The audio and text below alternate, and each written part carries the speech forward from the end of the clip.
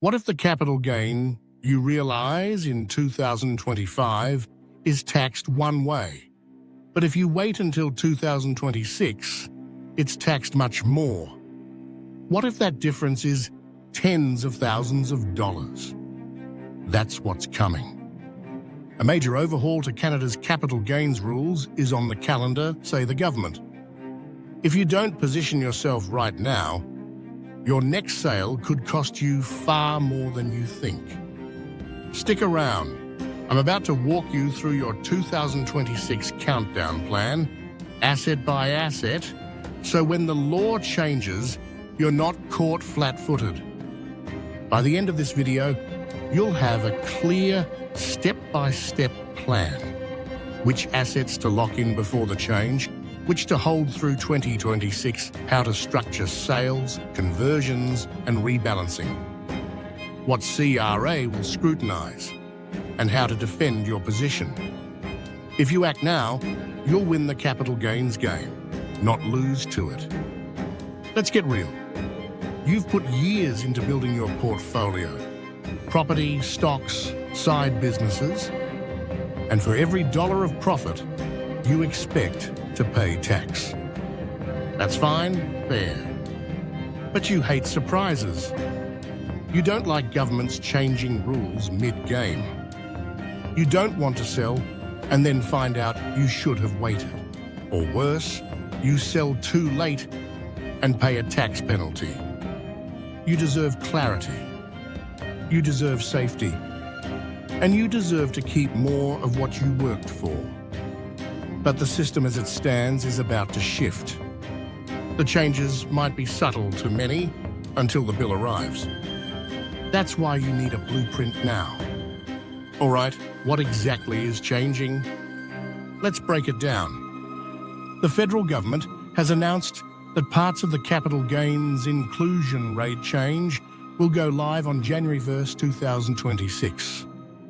Yes, it's already locked in for certain entities. What does that mean?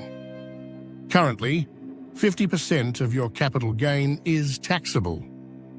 The shift may push that to 66.67%, i.e. a 2/3, for certain classes of taxpayers, especially corporations, trusts, and possibly rollovers, with individual taxpayers seeing mixed effects. There's also talk of new exemptions, new rollover windows, anti-avoidance provisions, and phase-ins depending on asset type and holding period. As of the latest budget notes and tax committee releases, here's the timeline: 2025, final guidance and transitional rules published, and 2026, inclusion rate change goes into effect for new dispositions 2026 and 28. Transitional rules, anti-avoidance clauses, grandfathering for older assets. In short, anything you sell after Jan 1, 2026 is fair game under the new regime, unless you plan, act, or structure properly now. So what does this mean for your real life? Let's break it into audience segments. If you're a real estate investor, that property you're eyeballing, if sold in 2025, you pay under old rules. If you wait until 2026, a bigger portion becomes fully taxable.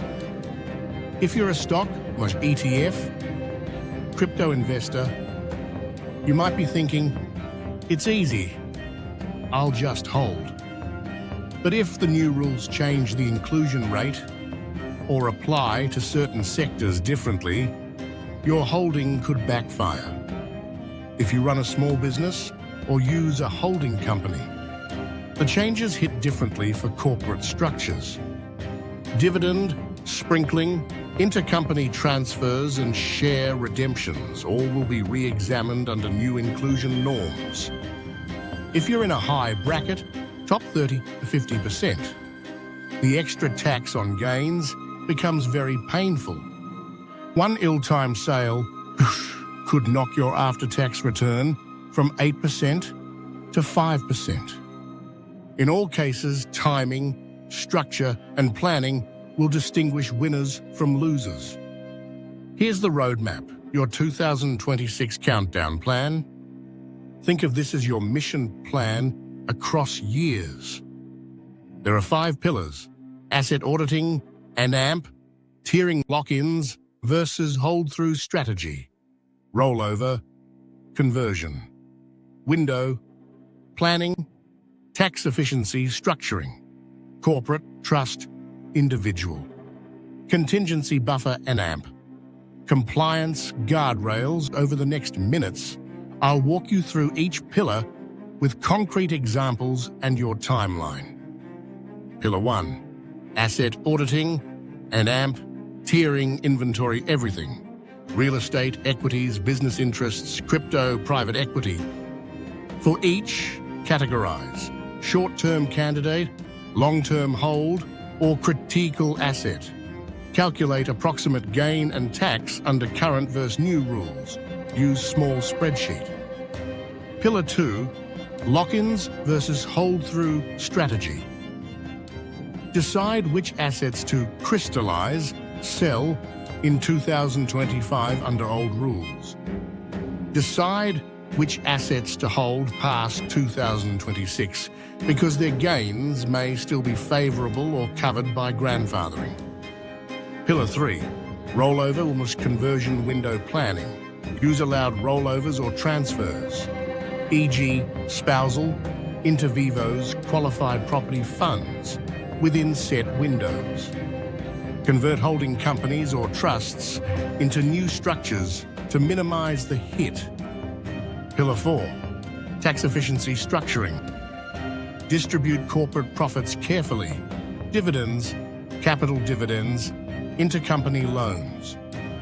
Consider setting up trusts or new holding structures. Pillar 5, contingency buffer and AMP. Compliance guardrails always leave headroom for audit defense. Document everything. Monitor legislative updates and AMP. CRA draft interpretations. Now let's deep dive into each pillar with realistic examples. Pillar 1. Example, asset audit and AMP, tiering. You own 3 properties, a stock portfolio, and crypto. Property A, projected gain, $200,000. Property B, $50,000. Gain, stocks, $120,000. Crypto, $30,000. Under old rules, your tax bill might have been $60,000. Under new rules, maybe $80,000. You label property A equals lock-in if trigger holds, property B equals sweet spot to sell, stocks equals hold through, crypto equals evaluate volatility window. Pillar 2 example, lock-ins versus hold through. For property, sell in 2025 under old inclusion rate for stocks. Hold through 2026 if expecting long-term growth and favorable exemptions for crypto. Only sell in 2025 if you can't stomach policy risk. Pillar 3, example, rollover conversion. Suppose there's a government-approved rollover into qualified property funds that defers gains if held for 10 years. You move Company X shares into the fund before Jan 1, 2026. That way, you avoid the harsher inclusion for that gain. Or spouse transfer, intergenerational share rollover, if rules permit, to shift gains to lower bracket spouse. Pillar 4, example, corporate and AMP, trust structuring. In your holding company, instead of redeeming shares at high capital gain, use dividend plus capital dividend account, CDA mix, where allowed. Use trust laddering so that some gains flow through trusts in lower bracket years. Pillar 5, example, buffer and AMP, compliance. After your projected sales, leave $15K in reserve for possible audits or penalties. Keep separate spreadsheets showing old rules versus new rules for justification. Throughout this, visual aids, charts with old versus new, timelines, flow diagrams for rollovers, tax comparison tables. Up ahead, the one rollover window everyone will try to use, but only if you're fast enough. I'll show you how to lock it in before CRA changes the rules on you. I need to be clear.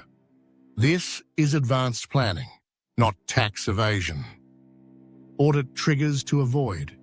Massive gains, crystallized suddenly without business rationale.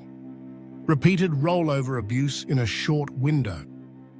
Misuse of intercompany loans or trust redemptions, poor documentation or missing timelines, legal boundaries to respect. General Anti-Avoidance Rule, GAR, may be applied if CRA deems your arrangement abusive. New rules may disallow certain rollovers or impose clawbacks. Always require legal, accounting review before implementing. If CRA challenges your structure, your defense is your documentation, your economic rationale, and that you followed the letter of the law, not merely scheme to avoid tax.